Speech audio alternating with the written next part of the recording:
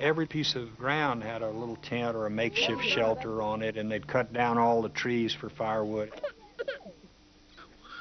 And they were drinking out of the mountain streams, and some were barefooted. Baker was able to spend only 7 minutes on the ground before security men hustled him away. But in those minutes, he saw and heard enough to be sure this was not just a humanitarian nightmare.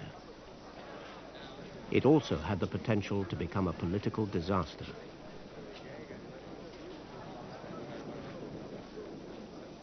I called the president from the airplane and told him I'd never seen anything like this, and that a lot of people were going to die if we didn't do something and do something quickly, and that he needed to really break whatever China was required in order to get it done. I have directed the U.S. military to begin immediately to establish several encampments in northern Iraq where relief supplies for these refugees will be made available in large quantities. I can well appreciate that many Kurds have good reason to fear for their safety.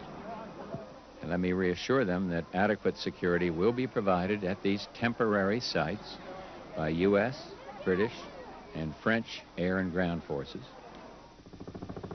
The final scenes of the Gulf War were played out. The men who planned the war feared what they called the ragged end, a quagmire like Vietnam, or a stalemate like Korea. This was a ragged end no one had foreseen. 2 rebellions brutally suppressed by a military which threw in its lot with Saddam and kept him in power. The Iraqi regime bided its time. We decided that enough is enough. Let's withdraw our forces, our security from there. Let them do whatever they like for a while. It might take months or years, but in the end, they will come back to their homeland because they will realize that there is no other option for them except to be part of Iraq and part of the state of Iraq.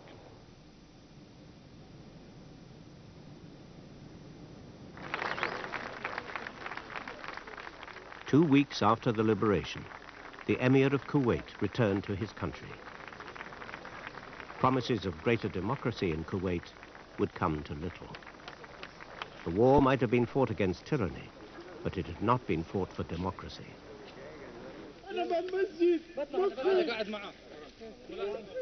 On the streets, the Kuwaitis sought revenge.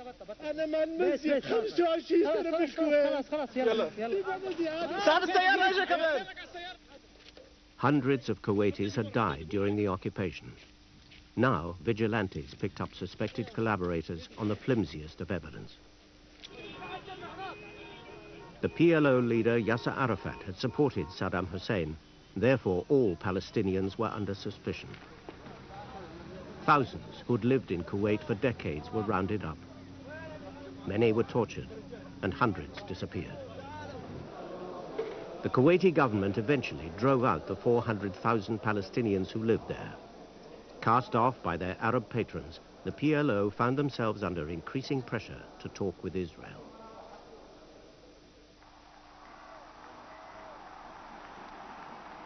America honored its returning soldiers.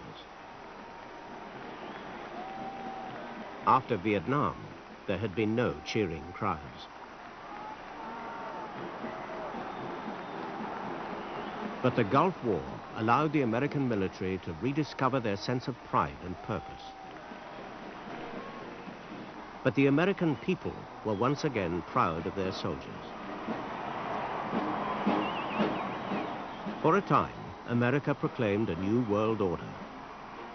It was to prove too grand an illusion. But nonetheless, the generals had confounded those who forecast disaster.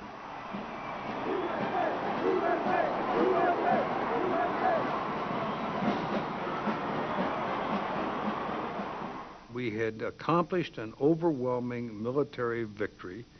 We had accomplished all of our objectives. We had inflicted great casualties and great damage to the Republican Guard. We had inflicted great damage to the Iraqi military force, and we had ejected the Iraqis out of Kuwait, And that, after all, was the purpose of it, and we had done it all with an amazingly low loss of life. Mr. Speaker, the President of the United States! Bush returned to the Congress in triumph. Yet 2 years later, the American people would vote him out. For the president, too, there was to be a ragged end. I can report to the nation, aggression is defeated, the war is over. To gain support for the liberation of Kuwait, Bush had compared Saddam Hussein to Hitler. But Saddam and his tyranny had survived. He's got his job, one campaign sticker would say. How about you? There is the aggressor, Saddam Hussein, still in power. There is the President of the United States, no longer in power. There is the Prime Minister of Britain, who did quite a lot to get things there, no longer in power. I wonder who won. Saddam Hussein